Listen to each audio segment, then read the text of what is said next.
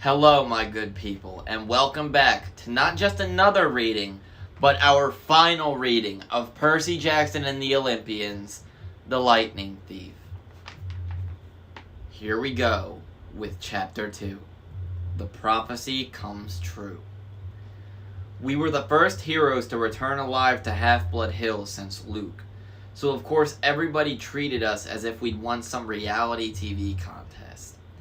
According to camp tradition, we wore laurel wreaths to a big feast prepared in our honor, then led a procession down to the bonfire where we got to burn the burial shrouds our cabins had made for us in our absence.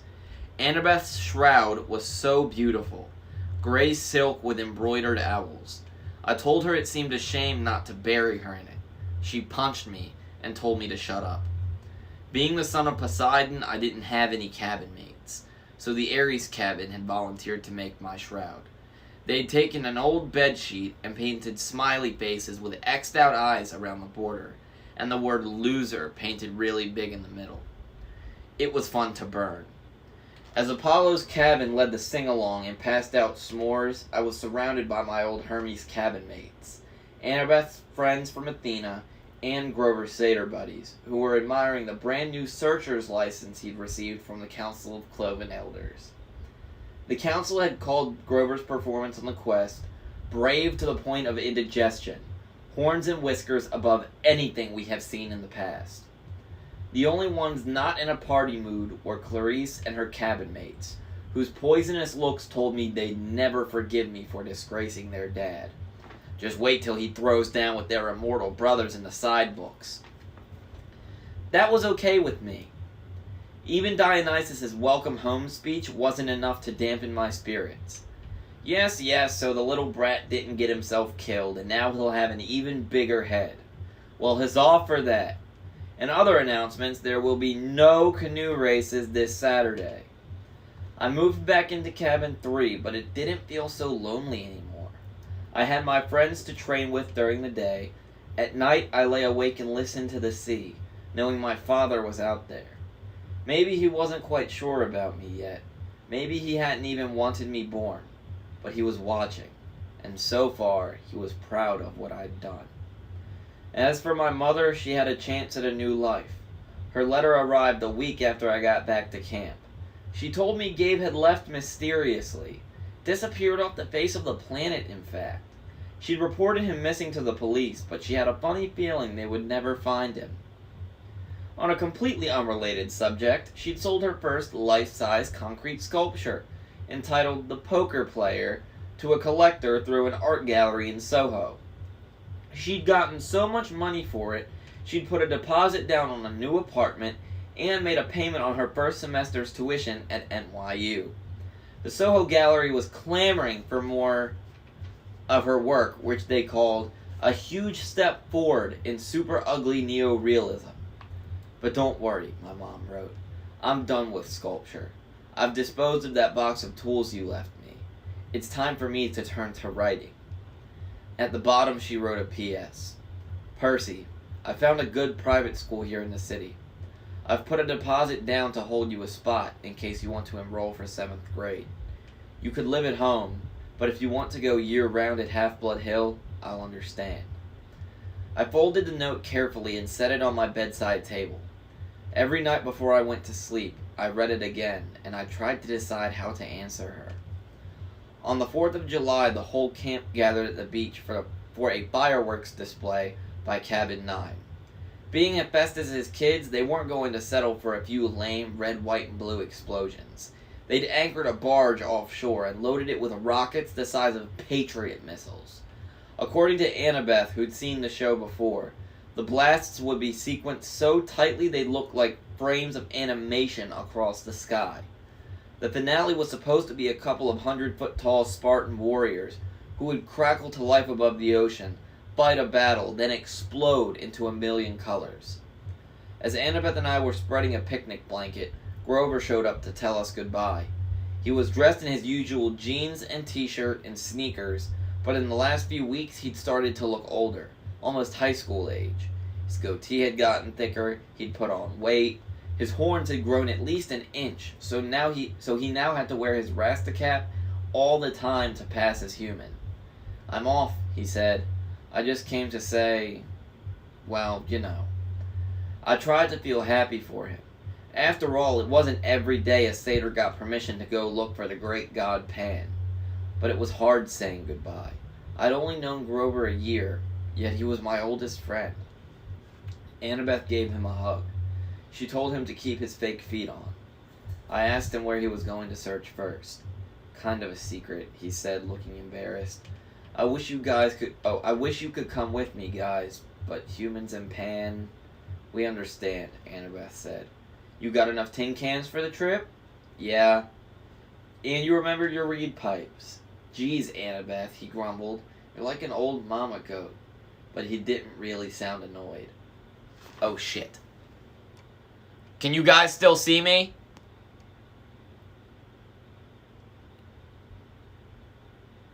Okay. Visual, audio, we're all good. Okay, I got a thing on my phone that my phone's dying. Hold on. For the YouTube people, yes, if you've missed it in the past, I stream off my phone.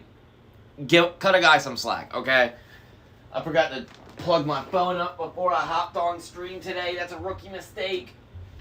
Say I always plug my phone up. God damn it. Hold on. Say I don't want this dying mid-chapter.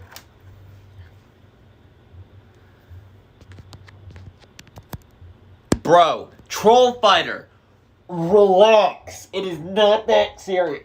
YouTube people, a Twitch sub of mine has been gifting subs for like the last hour on stream, and it, like, dude, oh my god, 30, 26, like, I'm just looking at the numbers, and this is ridiculous. Like, I don't even know.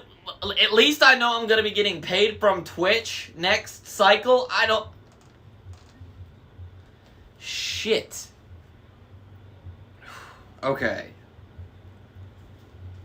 Hold on. Okay, where'd I leave off? Okay. Jeez. I'll start here. "Jeez, Annabeth," he grumbled. "You're like an old mama goat." But he didn't really sound annoyed. He gripped his walking stick and slung a backpack over his shoulder. He looked like any Blech. He looked like any hitchhiker you might see on an American highway. Nothing like the little runty boy I used to defend from bullies at Yancey Academy. "Well," he said, "wish me luck." He gave Annabeth another hug. He clapped me on the shoulder, then headed back through the dunes. Fireworks exploded to life overhead. Hercules killing the Nemean lion. Artemis chasing the boar. George Washington, who, by the way, was a son of Athena, crossing the Delaware. "Hey, Grover," I called. He turned at the edge of the woods. "Wherever you're going, I hope they make good enchiladas." Grover grinned, and then he was gone, the trees closing around him. "We'll see him again," Annabeth said. I tried to believe it. The fact that no searcher had ever come back in 2,000 years... Well, I decided not to think about that. Grover would be the first. He had to be. July passed. I spent my days devising new strategies for Capture the Flag, and making alliances with the other cabins to keep the banner out of Ares' hands. I got to the top of the climbing wall for the first time without being scorched by lava. Without getting scorched by lava, excuse me. From time to time, I'd walk past the big house, glance up at the attic windows, and think about the oracle. I tried to convince myself that its prophecy had come to completion. You shall go west and face the god who has turned. Been there, done that. Even though the traitor god had turned out to be Ares rather than Hades. You shall find what was stolen and see its safe returned. Check. One master bolt delivered. One helm of darkness back on Hades' oily head. You shall be betrayed by one who calls you a friend. This line still bothered me. Ares had pretended to be my friend, then betrayed me. That must be what the oracle meant. And you shall fail to save what matters most in the end. I had failed to save my mom, but only because I'd let her save herself, and I knew that was the right thing. So why was I still uneasy? The last night of the summer session came all too quickly. The campers had one last meal together. We burned part of our dinner for the gods. At the bonfire, the senior counselors awarded the end of summer beads. I got my own leather necklace, and when I saw the bead for my first summer, I was glad the firelight covered my blushing. The design was pitch black, with a sea green trident shimmering in the center. The choice was unanimous, Luke announced. This bead my bad, give me a second. The choice was unanimous, Luke announced. This bead commemorates the first son of the sea god at this camp, and the quest he undertook into the darkest part of the underworld to stop a war. The entire camp got to their feet and cheered. Even Ares' cabin felt obliged to stand. Athena's cabin steered Annabeth to the front so she could share in the applause. I'm not sure I'd ever felt as happy or sad as I did at that moment. I'd finally found a family, people who cared about me and thought I'd done something right. And in the morning, most of them will be leaving for the year. The next morning, I found a form letter on my bedside table. I knew Dionysus must have filled it out because he stubbornly insisted on getting my name wrong. Dear Peter Johnson, if you intend to stay at Camp Half-Blood year-round, you must inform the big house by noon today. If you do not announce your intentions, we will assume you have vacated your cabin or died a horrible death. Cleaning harpies will begin work at sundown. They will be authorized to eat any unregistered campers. All personal articles left behind will be incinerated in the lava pit. Have a nice day, Mr. D. Dionysus. Camp Director, Olympian Council Number 12. That's another thing about ADHD. Deadlines just aren't real to me until I'm staring one in the face. Summer was over and I still hadn't answered my mother, or the camp, about whether I'd be staying. Now I had only a few hours to decide. The decision should have been easy. 9 months of hero training or 9 months of sitting in a classroom. Duh. But there was my mom to consider. For the first time, I had the chance to live with her for a whole year, without Gabe. I had a chance to be at home and knock around the city in my free time. I remembered what Annabeth had said so long ago on our quest. The real world is where the monsters are. That's where you learn whether you're any good or not. Sorry. I thought about the fate of Talia, daughter of Zeus. I wondered how many monsters would attack me if I left Half-Blood Hill. If I stayed in one place for a whole school year, without Chiron or my friends around to help me. Will my mother and I even survive until the next summer? Bro, you just got done vibe checking the God of War a month and a half ago. Who's gonna fuck with you after that? Like, who is gonna go out of their way to pull up on your house after that? That's like me whooping the dog shit out of Mike Tyson and then expecting other fighters to come knocking at my door wanting to fight. Where do you go after that? Like, what? Who's... I'm not fighting him after that. I don't know about y'all. I'm not fighting. I don't care what monster I am.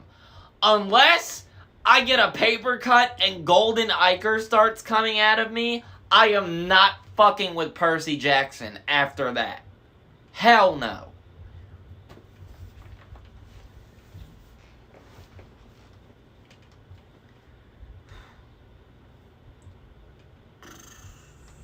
Where'd I leave off?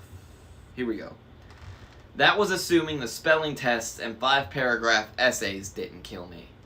I decided I'd go down to the arena and go down to the arena and do some sword practice. There we go. Maybe that would clear my head. The campgrounds were mostly deserted, shimmering in the August heat. All the campers were in their cabins packing up or running around with brooms and mops getting ready for final inspection. Argus was helping some of the Aphrodite kids haul their Gucci suitcases and makeup kits over the hill, where the camp's shuttle bus would be waiting to take them to the airport. Don't think about leaving yet, I told myself. Just train. I got to the sword fighters arena and found that Luke had the same idea. His gym bag was plopped at the edge of the stage. He was working solo, wailing on battle dummies with a sword I'd never seen before. It must have been a regular steel blade because he was slashing the dummies' heads right off, stabbing through their straw-stuffed guts. His orange counselor shirt was dripping with sweat. His expression was so intense. His life might have really been in danger. I watched, fascinated, as he disemboweled the whole row of dummies, hacking off limbs and basically reducing them to a pile of straw and armor. They were only dummies? They were only dummies, but I still couldn't help being awed by Luke's skill. The guy was an incredible fighter. It made me wonder again how he possibly could have failed in his quest. Finally he saw me and stopped mid-swing. Percy. Sorry, I said, embarrassed. It's okay, he said, lowering his sword. Just doing some last-minute practice. Those dummies won't be bothering anybody anymore. Luke shrugged. We build new ones every summer. Now that his sword wasn't swirling around, I could see something odd about it. The blade was two different types of metal. One edge bronze, the other steel. Luke noticed me looking at it. Oh, this? New toy. This is Backbiter. Backbiter? Luke turned the blade in the light so it glinted wickedly. One side is celestial bronze, the other is tempered steel. Works on mortals and immortals both. I thought about what Chiron had told me when I started my quest, that a hero should never harm mortals unless absolutely necessary. I didn't know they could make weapons like that. They probably can't, Luke agreed. It's one of a kind. He gave me a tiny smile, then slid the sword into its scabbard. Listen, I was going to come looking for you. What do you say we go down to the woods one last time? Look for something to fight. I don't know why I hesitated. I should have felt relieved that Luke was being so friendly. Ever since I'd gotten back from the quest, he'd been acting a little distant. I was afraid he might resent me for all the attention I'd gotten. You think it's a good idea? I asked. Oh, come on. He rummaged in his gym bag and pulled out a 6-pack of Cokes. Drinks are on me. I stared at the Cokes, wondering where the heck he'd gotten them. There were no regular mortal sodas at the camp store. No way to smuggle them in unless you talked to a satyr, maybe. Of course, the magic dinner goblets would fill with anything you want, but it just didn't taste the same as a real Coke, straight out of the can. Sugar and caffeine. My willpower crumbled. Sure, I decided. Why not? We walked down to the woods and kicked around for some kind of monster to fight, but it was too hot. All the monsters with any sense must have been taking siestas in their nice cool caves. We found a shady spot by the creek where I'd broken Clarice's spear during my first Capture the Flag game. We sat on a big rock, drank our Cokes, and watched the sunlight in the woods. After a while, Luke said, "You miss being on a quest? With monsters attacking me every 3 feet? Are you kidding?" Luke raised an eyebrow. "Yeah, I miss it," I admitted. "You?" A shadow passed over his face. I was used to hearing from the girls how good-looking Luke was, but at the moment he looked weary and angry and not at all handsome. His blonde hair was gray in the sunlight. The scar on his face looked deeper than usual. I could imagine him as an old man. "I've lived at Half-Blood Hill year-round since I was 14, he told me. Ever since Talia, well, you know. I trained and trained and trained. I never got to be a normal teenager out there in the real world. Then they threw me one quest, and when I came back, it was like, okay, ride's over, have a nice life." He crumbled his Coke can and threw it into the creek, which really shocked me. One of the first things you learn at Camp Half-Blood is, don't litter. You'll hear from the nymphs and the naiads. They'll get even. You'll crawl into bed one night and find your sheets filled with centipedes and mud. "The heck with laurel wreaths," Luke said. "I'm not going to end up like those dusty trophies in the big house attic." "You make it sound like you're leaving." Luke gave me a twisted smile. "Oh, I'm leaving all right, Percy. I brought you down here to say goodbye." He snapped his fingers. A small fire burned a hole in the ground at my feet. Out crawled something glistening black about the size of my hand. A scorpion. I started to go for my pen. "I wouldn't," Luke cautioned. "Pit scorpions can jump up to 15 feet. Its stinger can pierce right through your clothes. You'll be dead in 60 seconds. "Luke, what?" Then it hit me. "You will be betrayed by one who calls you a friend." "You," I said. He stood calmly and brushed off his jeans. The scorpion paid him no attention. It kept its beady black eyes on me, clamping its pincers as it crawled onto my shoe. "I saw a lot out there in the world, Percy," Luke said. "Didn't you feel it? The darkness gathering, the monsters growing stronger. Didn't you realize how useless it all is? All the heroics, being pawns of the gods. They should have been overthrown thousands of years ago, but they've hung on, thanks to us half-bloods." I couldn't believe this was happening. "Luke, you're talking about our parents," I said. He laughed. "That's supposed to make me love them? Their precious Western civilization is a disease, Percy. It's killing the world. The only way to stop it is to burn it to the ground, start over with something more honest. You're as crazy as Ares." His eyes flared. "Ares is a fool. He never realized the true master he was serving. If I had time, Percy, I could explain. But I'm afraid you won't live that long." The scorpion crawled onto my pants leg. There had to be a way out of this. I needed time to think. "Kronos," I said. "That's who you serve." The air got colder. "You should be careful with names," Luke warned. "Kronos got you to steal the Master Bolt and the helm. He spoke to you in your dreams." Luke's eye twitched. "He spoke to you too, Percy. You should have listened.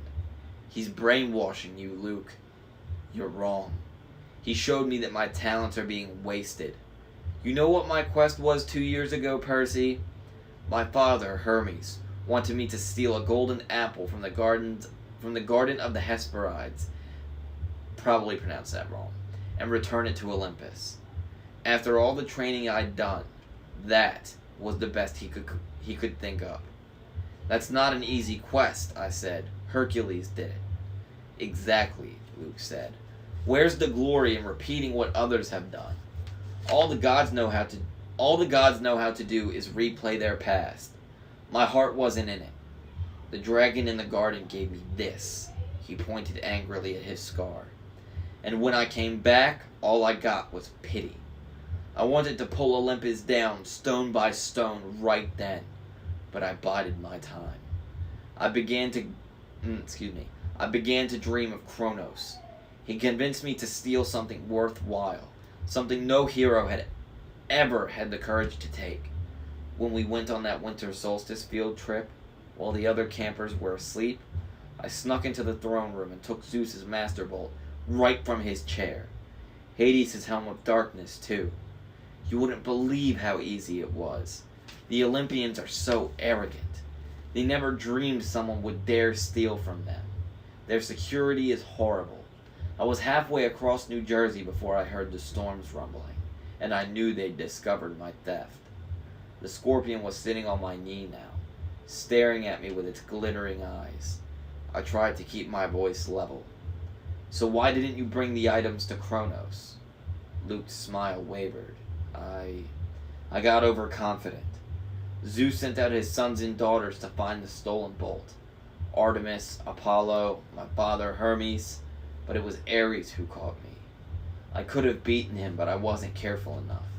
He disarmed me, took the items of power, threatened to return them to Olympus and burn me alive. Then Kronos' voice came to me and told me what to say. My sister and her friend are shouting downstairs.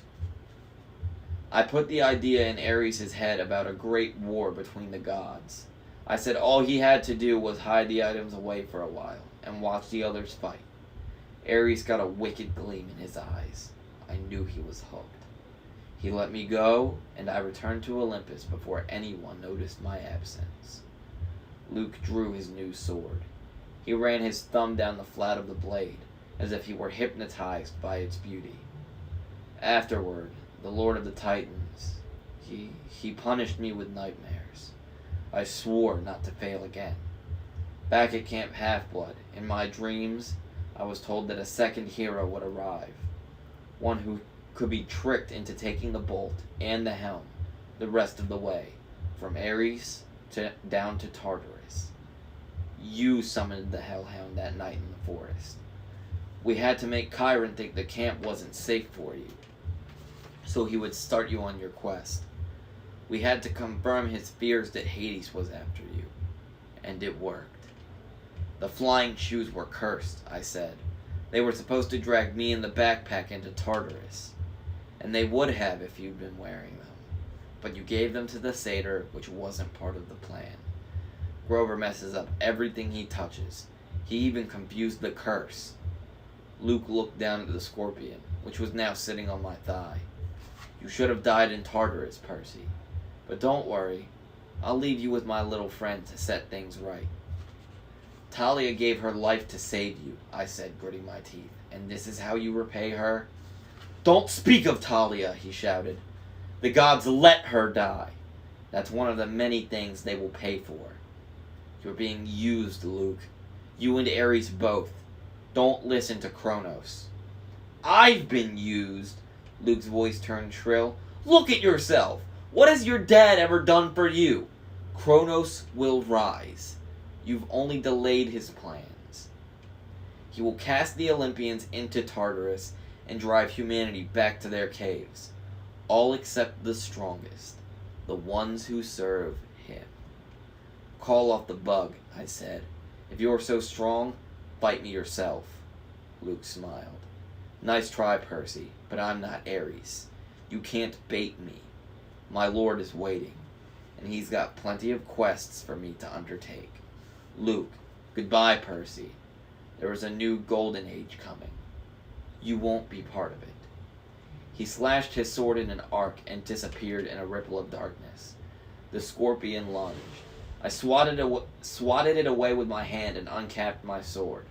The thing jumped at me and I cut it in half mid-air. I was about to congratulate myself until I looked down at my hand. My palm had a huge red welt, oozing and smoking with yellow guck. The thing had gotten me after all. My ears pounded, my vision went foggy. The water, I thought. It healed me before.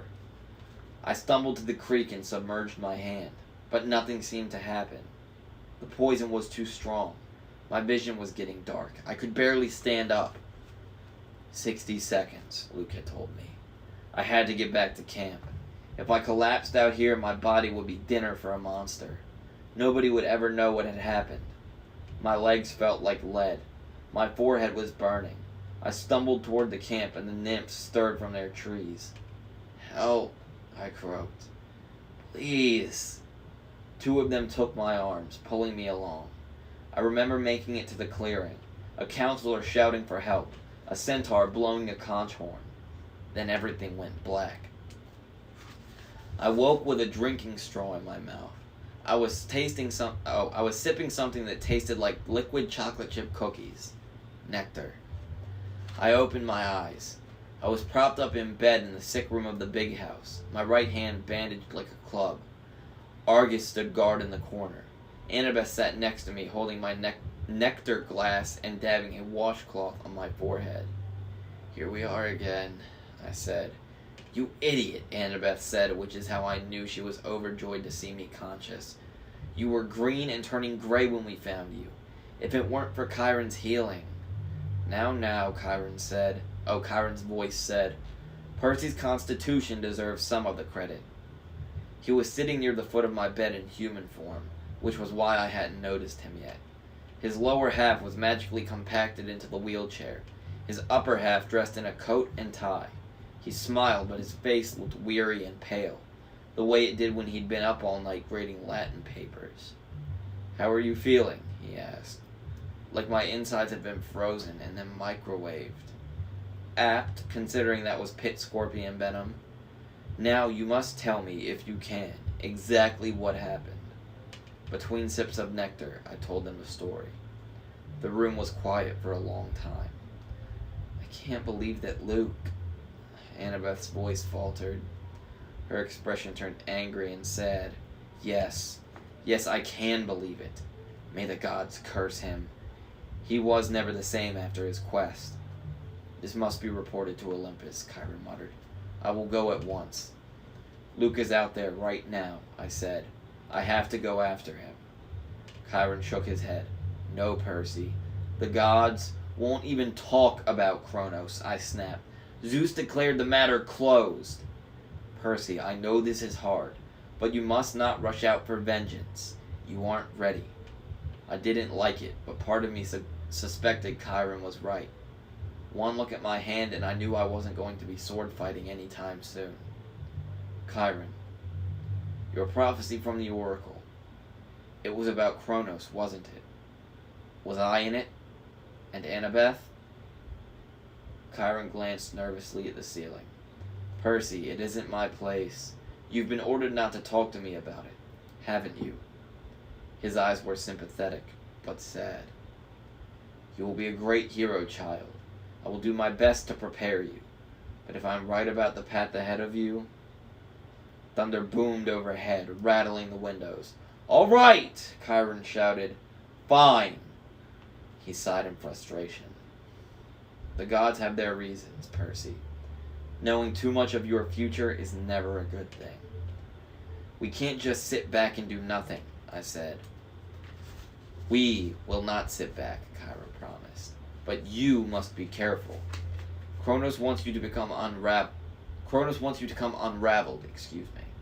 He wants your life disrupted, your thoughts clouded with fear and anger. Do not give him what he wants. Train patiently. Your time will come. Assuming I live that long." Chiron put his hand on my ankle. "You'll have to trust me, Percy. You will live. But first you must decide your path for the coming year. I cannot tell you the right choice." I got the feeling that he had a very definite opinion, and it was taking all his willpower not to advise me. "But you must decide whether to stay at Camp Half-Blood year-round, or return to the mortal world for 7th grade and be a summer camper. Think on that. When I get back from Olympus, you must tell me your decision." I wanted to protest. I wanted to ask him more questions, but his expression had told... Excuse me. But his expression told me there could be no more discussion. He had said as much as he could. "I'll be back as soon as I can," Chiron promised. "Argus will watch over you." He glanced at Annabeth. "Oh, and my dear, whenever you're ready, they're here." "Who's here?" I asked. Nobody answered. Chiron rolled himself out of the room. I heard the wheels of his chair clunk carefully down the front steps, 2 at a time. Annabeth studied the ice in my drink. "What's wrong?" I asked her. "Nothing," she set the glass on the table. "I just took your advice about something." "You, need anything?" "Yeah, help me up. I want to go outside." "Percy, that isn't a good idea." I slid my legs out of bed. Annabeth caught me before I could crumple to the floor. A wave of nausea rolled over me. Annabeth said, "I told you..." "I'm fine," I insisted. I didn't want to lie in bed like an invalid while Luke was out there planning to destroy the Western world. I managed a step forward. Then another, still leaning heavily on Annabeth. Argus followed us outside, but he kept his distance. By the time we reached the porch, my face was beaded with sweat. My stomach had twisted into knots, but I had managed to make it all the way to the railing. It was dusk. The camp looked completely deserted. The cabins were dark and the volleyball pit silent. No canoes cut the surface of the lake. Beyond the woods and strawberry fields, the Long Island Sound glittered in the last light of the sun. "What are you going to do?" Annabeth asked me. "I don't know." I told her I got the feeling Kyron wanted me to stay year-round, to put in more individual training time, but I wasn't sure that's what I wanted. I admitted I'd feel bad about leaving her alone, though, with only Clarice for company. Annabeth pursed her lips, then said quietly, "I'm going home for the year, Percy." I stared at her. "You mean to your dad's?" She pointed toward the crest of Half-Blood Hill. Next to Talia's pine tree, at the very edge of the camp's magical boundaries, a family stood silhouetted. 2 little children, a woman, and a tall man with blonde hair. They seemed to be waiting. The man was holding a backpack that looked like the one Annabeth had gotten from Waterland in Denver. "I wrote him a letter when we got back," Annabeth said, "just like you suggested. I told him I was sorry. I'd come home for the school year if he still wanted me. He wrote back immediately. We decided we'd give it another try. That took guts." She pursed her lips. "You won't try anything stupid during the school year, will you? At least, not without sending me an Iris message?" I managed to smile. "I won't go looking for trouble. I usually don't have to. When I get back next summer," she said, "we'll hunt down Luke. We'll ask for a quest, but if we don't get approval, we'll sneak off and do it anyway. Agreed?" "Sounds like a plan worthy of Athena." She held out her hand. I shook it. "Take care, Seaweed Brain," Annabeth told me. "Keep your eyes open." "You too, wise girl." I watched her walk up the hill and join her family. She gave her father an awkward hug and looked back at the valley one last time.